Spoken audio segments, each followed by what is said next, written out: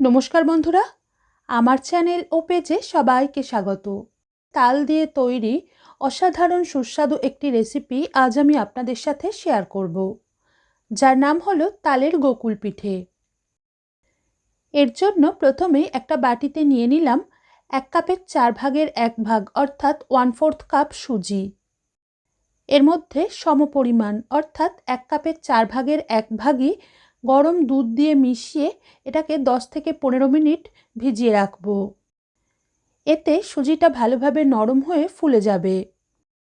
তারপর এর মধ্যে দিয়ে দিলাম 1/2 কাপ ময়দা, এরকম চামচের 1 চামচ চিনি গুঁড়ো, সামান্য একটু নুন, 1 চামচ গুঁড়ো দুধ এবং 1/2 কাপ ঘন তালের রস বা কাত।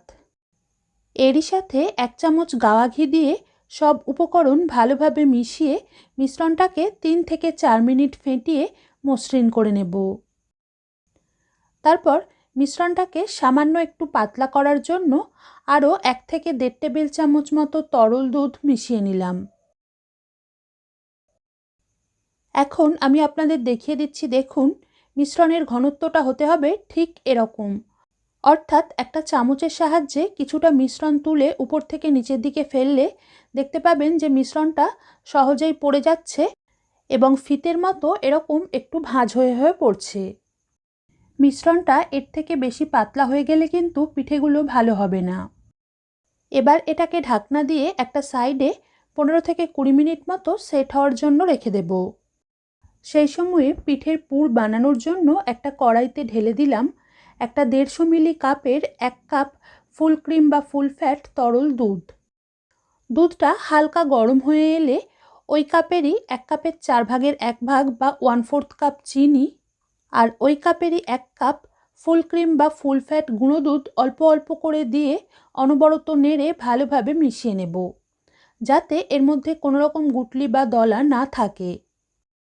গুঁড়ো দুধের পরিবর্তে আপনারা একই পদ্ধতি অনুসরণ করে এই রেসিপি গ্রেট করা খোয়া ক্ষীর দিয়েও বানাতে পারেন। আর এই গুঁড়ো দুধটাকে মেশানোর সময় গ্যাস কিন্তু একদম কমিয়ে রাখতে হবে। এখন এর মধ্যে 2 টেবিল চামচ মতো নারকেল বাটা দিয়ে একটু নেড়েই 1/2 চামচ মতো গাওয়া ঘি মিশিয়ে গ্যাস মিডিয়ামের থেকেও কমে রেখে অনবরত নেড়ে একটু সময় নিয়ে ও ধৈর্য ধরে যতক্ষণ না মিশ্রণটা ঘন হয়ে কড়ার গা ছেড়ে উঠে আসতে শুরু করছে ততক্ষণ পর্যন্ত পাক দিয়ে নেব। এটাকে পাক দিতে দিতে যখন মিশ্রণটা এরকম একটু থকথকে বা ঘন হয়ে আসবে তখন এর মধ্যে দিয়ে দিলাম 1 টেবিল চামচ ফুটিয়ে ঘন করে রাখা তালের রস বা কাত।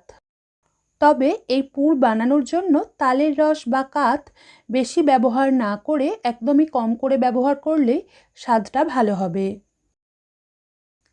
দেখুন কিছুক্ষণ পাক দিয়ে নেওয়ার পর এখন পুরো মিশ্রণটা ঘন হয়ে একটু শুকিয়ে কড়ার গা ছেড়ে উঠে আসতে শুরু করে দিয়েছে।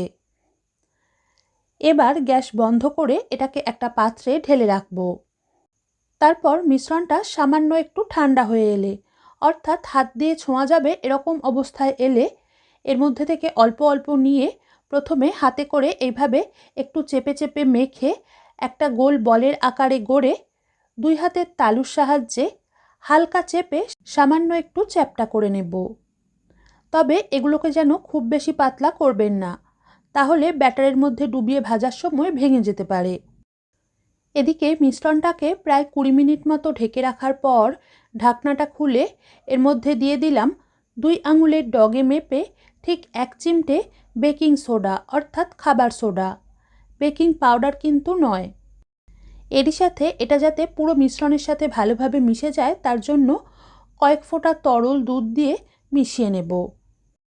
তবে এই পরিমাণ সুজি ও ময়দার জন্য খাবার বা বেকিং সোডার পরিমাণ যেন এর থেকে বেশি দিয়ে দেবেন না, তাহলে রেসিপির স্বাদ তেতো হয়ে যেতে পারে। আবার ভাজার সময় অতিরিক্ত তেল শুষে নিয়ে পিঠেগুলো একটু কালো মতো হয়ে যেতে পারে। এরপর ভাজার জন্য পর্যাপ্ত পরিমাণে রিফাইন্ড বা সাদা তেল মাঝারি বা মিডিয়াম গরম করে নিয়ে গ্যাসের ফ্লেমটাকে মিডিয়ামের থেকেও কমে করে দিতে হবে। তারপর এক একটা চ্যাপ্টা করে রাখা পুরকে এই মিশ্রণের মধ্যে ডুবিয়ে গরম তেলের মধ্যে ছেড়ে দেব। একটা পিঠে তেলের মধ্যে ভেসে উঠলে এটাকে উল্টে দিয়ে তবেই আরও একটা ছাড়তে হবে, না হলে পিঠেগুলো সব একটার সাথে একটা জুড়ে জুড়ে যেতে পারে। এগুলোর দুটো সাইডই হালকা করে ভাজা হয়ে এলে গ্যাস একটু বাড়িয়ে মিডিয়াম বা মাঝারিতে করে দিয়ে উল্টে পাল্টে একটু সময় নিয়ে ও ধৈর্য ধরে দুপিঠ লালচে করে ভেজে তেল ঝরিয়ে তুলে নিতে হবে। একইভাবে সবকটা পিঠেকে ভেজে তুলে নেওয়ার পর একটা পাত্রে দিয়ে দিলাম 30 গ্রাম বা 2 টেবিল চামচ মতো চিনি।